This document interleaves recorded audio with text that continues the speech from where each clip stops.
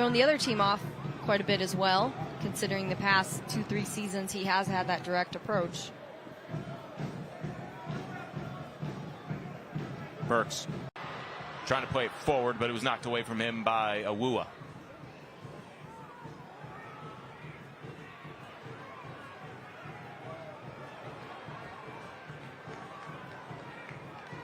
Lambert.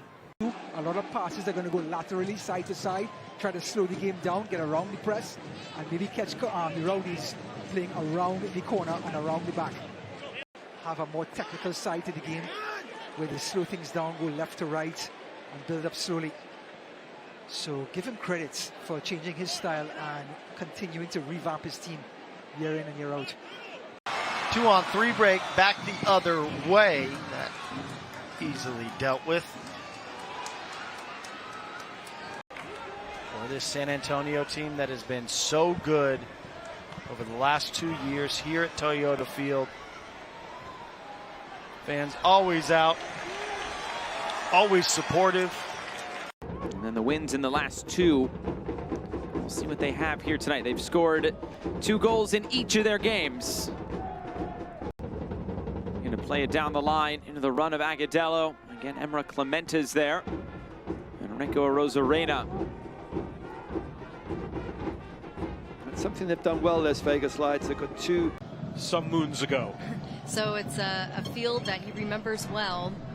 Well, that was at the Alamo Dome. At least it's a city he remembers well. Well, the city, yeah.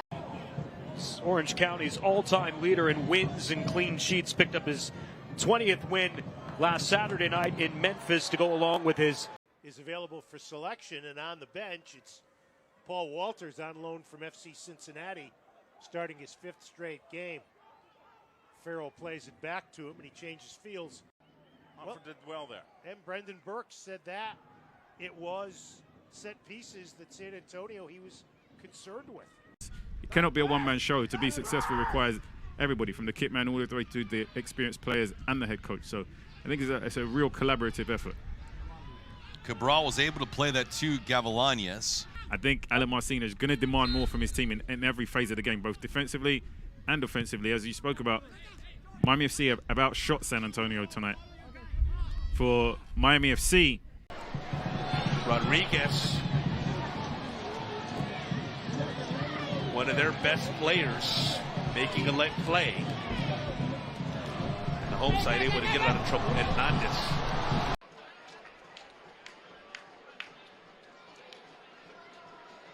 What a touch there from Oddby. The interception from Burks. But this is a different team this year, David. Yeah, that's some strength there from Talon Maples. And again, we talk about the talent up and down the roster for New Mexico United. But it's also... Memphis very aggressive here, right off their front foot to begin. And this is Marlin trying to give it a go with his left. San Antonio FC able to settle, and Kendall McIntosh will pick it up.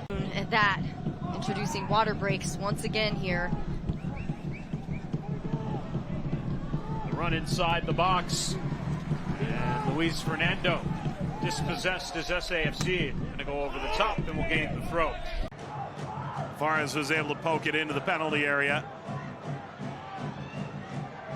Chabon, ball knocked away by Burks, but it had already cleared the line. Goal kick.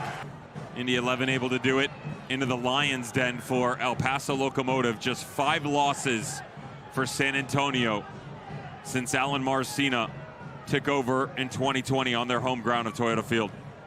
Conference, it's really, really tight, and it's been really fun to watch this season. 7th minute in, 0-0 the score.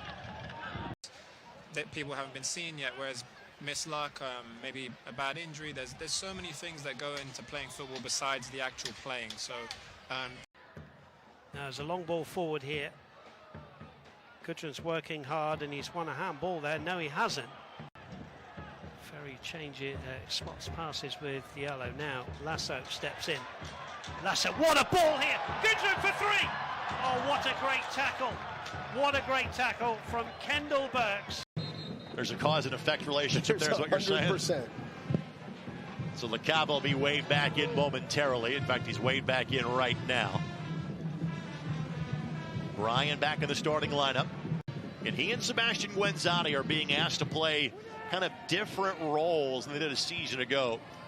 But both those guys are also at the point of their careers where they're fine with that. They just want to win, which this team has obviously been doing.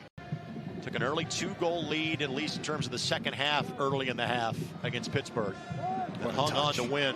What? Williams, Stanley, cleared away. Real. He's one of 5 that will not play here tonight against San Antonio. And that Matthew Cochran, his father actually played for me when he was here at UAB. First 8 matches away from home, and they've been outscored 14-8 in those 8 matches. Well, you know, this is a San Antonio team that is really hard to judge here. And so really anything can happen. Of course, you want to bring your best, but you know there's hope. Being a little bit more stitched tight on defense. We've seen a couple of times where there's been some miscommunications between the center backs. And so cleaning that up, and they'll really be unstoppable.